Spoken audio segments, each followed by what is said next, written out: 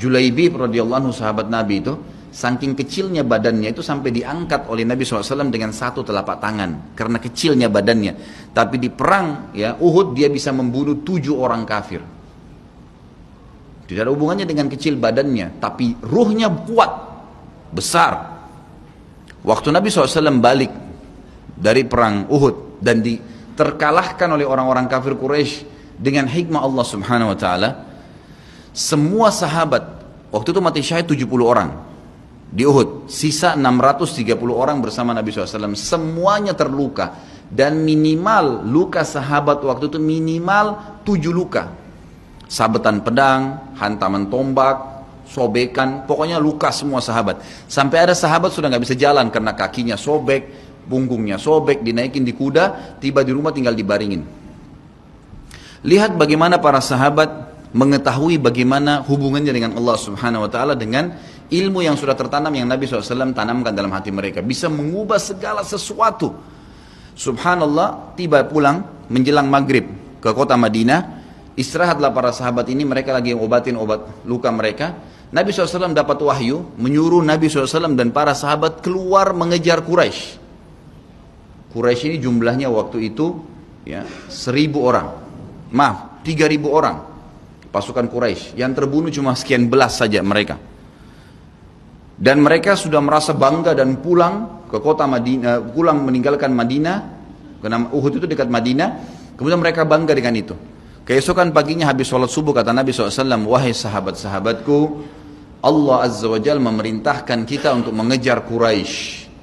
Maka pulanglah masing-masing kalian di suku kalian, lalu motivasi siapapun yang ikut kemarin di Uhud, semua, mau sakit, mau enggak, mau luka, mau enggak, tapi ini luka semua nih, minimal punya 7 luka ya. Kita kadang-kadang mungkin kuku kita kecabut aja sudah susah ke masjid. Ini sabetan pedang, sobek, rusak semua tubuh mereka. Dikatakan dalam riwayat sampai para sahabat ada yang tidak bisa ngomong karena sudah kesakitan yang luar biasa. Kata Nabi SAW, semua yang ikut di Uhud kemarin keluar lagi. 630 orang semua harus keluar. Bagaimana caranya? Pokoknya ngumpul keluar, perintah Allah. Coba bayangin, kita kadang-kadang habis olahraga saja capek, diajak keluar sama istri atau diajak keluar sama suami, kita sudah nggak mau keluar. Capek biasa olahraga. Atau mungkin penat, capek duduk di kantor mau istirahat. Ini habis perang, badannya disabet-sabet, diajak berperang lagi nih. Apa yang terjadi teman-teman sekalian? Pulanglah pimpinan-pimpinan suku sahabat ini, dimulai dengan Sa'ad bin Mu'adz radhiyallahu anhu, sahabat Nabi yang mulia. Luar biasa ini. Orang ini pada saat meninggal, kata Nabi SAW, goncang arsy Allah dengan meninggalnya Sa'ad. Saat pulang ke kaumnya lalu berkata, wahai kaumku, sesungguhnya Nabi SAW menyuruh kalian untuk kembali menyerang Quraisy. Pada saat itu mereka lagi kumpul saling ngobatin luka, dan di depan mereka yang saling ngobatin luka itu adalah Usaid bin Khudair, sahabat Nabi yang mulia. Ini sahabat Nabi yang satu dari Aus ini, kalau membaca Al-Quran malaikat turun dari langit dengarin bacaannya.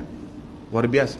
Lagi ngobatin lukanya sambil dia berkata, waktu dikatakan Nabi SAW menyuruh kalian mengejar Quraisy, kata Usaid bin Khudair lagi ngobatin lukanya, sami'na wa ata'na, kami dengar dan kami patuh, ditinggalin lukanya.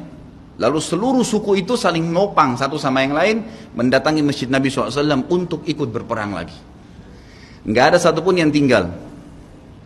Ada yang luar biasa, saya terus terang nangis waktu dengar kisah itu, luar biasa. 2 orang anak muda Ansar, saya setiap kenang kisah ini selalu nangis, nggak bisa tahan karena luar biasa. Anak 2 orang ini belasan tahun umurnya, dan dua-duanya nggak bisa jalan, Bapak Ibu sekalian, nggak bisa jalan. Luar biasa. Sudah sobek kakinya, sobek punggungnya, bahkan dikatakan di bagian leher ada irisan, di bagian lehernya ada irisan, gitu kan. Kesakitan. Dua-dua ini diturunkan dari kuda, ditidurkan, adik kakak nih. Tapi saya tidak ingat, namanya tidak disebutkan dalam kisah, tapi ini kisah luar biasa. Dan kemarin kebetulan Imam Masjid Haram atau saya lagi umrah nyebutin kisah itu juga. Hampir satu masjid orang menangis mendengarkan kisahnya. Dia mengatakan, waktu sampai ke telinga adik kakak ini umurnya belasan tahun ya, di bawah 20 tahun.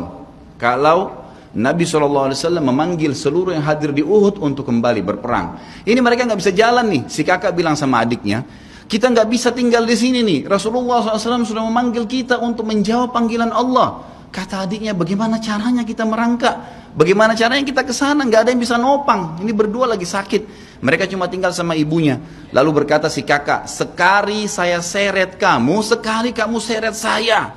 Mereka saling seret satu sama yang lain, Bapak Ibu sekalian, sampai di hadapan masjid Nabi SAW.